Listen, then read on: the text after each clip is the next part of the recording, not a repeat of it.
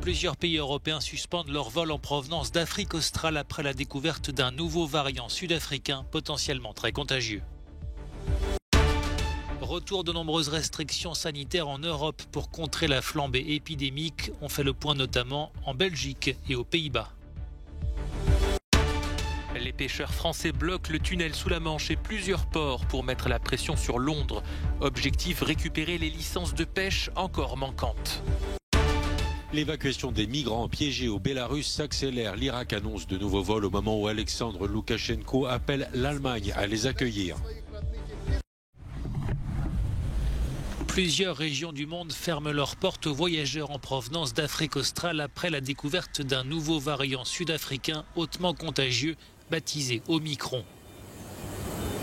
Les États-Unis, le Canada, le Maroc ont fermé vendredi leur territoire à plusieurs pays d'Afrique australe, emboîtant ainsi le pas de l'Union européenne qui a recommandé aux États membres d'activer le frein d'urgence.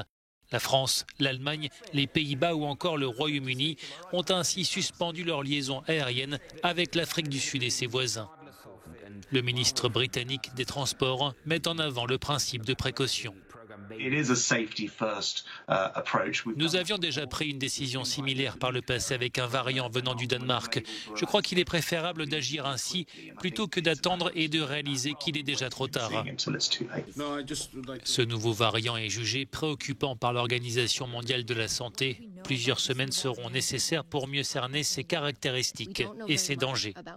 On ne sait pas grand-chose à ce stade sur ce variant. On sait seulement qu'il présente un grand nombre de mutations, ce qui peut avoir un impact sur la façon dont le virus se comporte. Les chercheurs actuellement se réunissent pour tenter de comprendre où se déroulent ces mutations et ce que cela peut signifier pour nos diagnostics, nos traitements et nos vaccins. Un premier cas du variant Omicron a été détecté en Europe, en Belgique, sur une personne non vaccinée de retour de l'étranger. Il a également été repéré en Israël, à Hong Kong et au Botswana. Sa découverte récemment en Afrique du Sud coïncide avec une explosion des contaminations. La Belgique a annoncé de nouvelles mesures pour endiguer une flambée de contamination au Covid-19. Parmi celles-ci, l'interdiction des réceptions privées en intérieur, excepté les mariages et les funérailles, la fermeture des bars et restaurants dès 23 h avec obligation pour les clients d'être assis et pas plus de 6 par table. Les discothèques, en revanche, subissent un coup d'arrêt. Les discothèques et les dancing devront malheureusement à nouveau fermer leurs portes. Et j'estime tout à fait que c'est un message dur. Un message dur après la solution qu'on pensait avoir trouvée la semaine passée. Nous savons que c'est vraiment un message très, très négatif, mais nous voulons aujourd'hui vraiment éviter que trop de personnes soient trop près les uns des autres. Mesure renforcée également aux Pays-Bas, où sont recensées comme en Belgique plus de 20 000 nouvelles contaminations quotidiennes, ce qui engendre de fortes pressions sur les hôpitaux. Les bars, restaurants et autres commerces non essentiels devront fermer leurs portes dès 17 h à compter de dimanche, des mesures vivement dénoncées par une partie de la population. En Espagne, la situation épidémique est moins dégradée, mais les autorités serrent tout de même la vis pour ne pas se laisser déborder par une vague de contamination. L'usage du pass sanitaire, jusqu'ici limité, se généralise et devient obligatoire dans de nombreuses régions pour rentrer dans les bars, restaurants, salles de sport ou les maisons de retraite. Enfin, le Portugal, qui avait supprimé la plupart des restrictions à la fin de l'été, après avoir atteint ses objectifs de vaccination, va réintroduire certaines mesures à compter de mercredi, suite à une augmentation des cas de Covid-19. À Lisbonne, certains anticipent notamment un retour au télétravail et redoutent les conséquences pour l'économie locale. À bord de fourgonnettes et de voitures, les pêcheurs français ont entamé vendredi après-midi le blocage du tunnel sous la Manche. Immédiatement, le trafic routier a été perturbé. C'est par là que transitent 25% des échanges commerciaux entre le Royaume-Uni et l'Europe. Le lieu n'a donc pas été choisi au hasard. Les pêcheurs français veulent mettre la pression sur Londres pour obtenir toutes leurs licences de pêche afin d'exploiter les eaux britanniques. Écoutez, les pêcheurs ne demandent qu'une chose, c'est que Boris Johnson respecte l'accord, parce qu'il n'est pas respecté. Pour l'instant, tous les pêcheurs britanniques et les autres produits autres que la pêche ont accès au marché européen depuis le 1er janvier 2021, et nous, nos pêcheurs, n'ont pas accès sur une partie de la ZEE britannique. Dans la matinée, déjà, des actions plus symboliques avaient été menées dans les ports de Saint-Malo pour bloquer des bateaux anglais.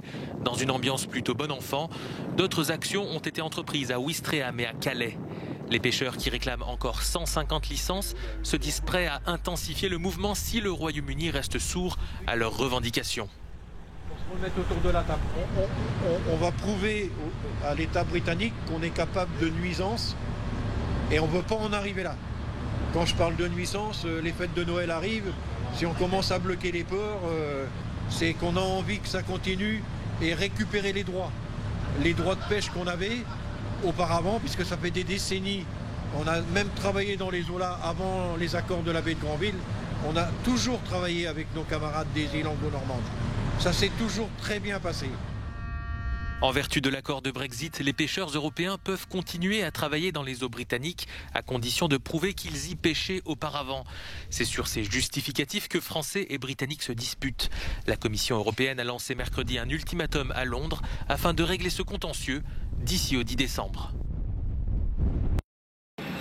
L'Irak annonce 2 nouveaux vols pour rapatrier du Bélarus ceux des migrants qui abandonnent le projet de traverser la frontière polonaise. D'ici dimanche, près de 900 personnes devraient être évacuées alors que plus d'1 millier l'ont déjà été depuis le début des opérations le 18 novembre dernier. De son côté, le président bélarusse s'est rendu sur la frontière où sont encore piégés des milliers de migrants qu'on l'accuse d'utiliser comme moyen de pression sur l'Europe. Alexandre Loukachenko a déclaré qu'il ne les retiendrait pas et il a appelé l'Allemagne à les accueillir. Je vous le promets, tout ce que je peux faire, tout ce que les autorités bélarusses peuvent faire, nous le ferons.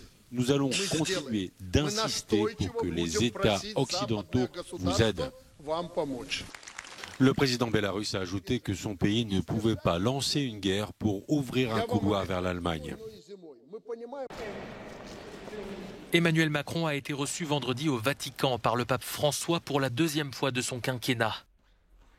Un geste envers les catholiques à 5 mois de la présidentielle et dans le sillage du scandale des abus sexuels ayant ébranlé l'Église de France. Aucun mot cependant sur cette affaire dans le communiqué officiel du Vatican qui précise que les discussions ont porté sur des dossiers internationaux et les enjeux environnementaux. Les 2 chefs d'État sont apparus souriants et se sont même tutoyés. Que tu connais mieux que moi. Oui. Cette visite, 1 mois après celle du Premier ministre Jean Castex, est vue comme une marque de respect dans une relation en dents de scie entre Paris et le Saint-Siège. La loi bioéthique, le secret de la confession ou encore la PMA sont des sujets de discorde, de même que l'accueil des migrants, une question hautement sensible 2 jours après la mort de 27 personnes dans la Manche. Merci de ta patience. Merci. À Londres, la Tate Modern propose la plus importante exposition solo jamais consacrée à Lubaina Himid. Britannique d'origine tanzanienne, l'artiste questionne la représentation des Africains dans la culture et les médias. Lauréate du prestigieux prix Turner, elle est aujourd'hui reconnue comme une artiste majeure. Une 50aine de ses œuvres sont présentées.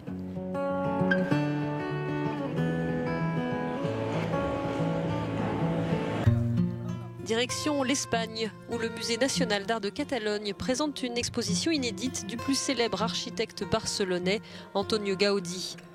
De ses débuts à ses dernières œuvres, l'ensemble de sa carrière est mis en lumière à travers une impressionnante collection de plus de 650 objets, œuvres d'art, statues, documents et autres photos, pour la plupart inconnus. De quoi porter un regard neuf sur le génie et la complexité de l'artiste catalan.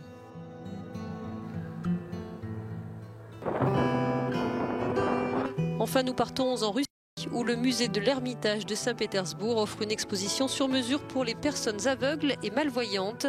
Pour une fois, les visiteurs sont invités à toucher les œuvres. C'est l'une des plus importantes expositions de ce type. Elle comprend des répliques tactiles d'œuvres mondialement connues. Des installations vidéo spéciales ont également été réalisées pour montrer le processus de création des objets en 3D.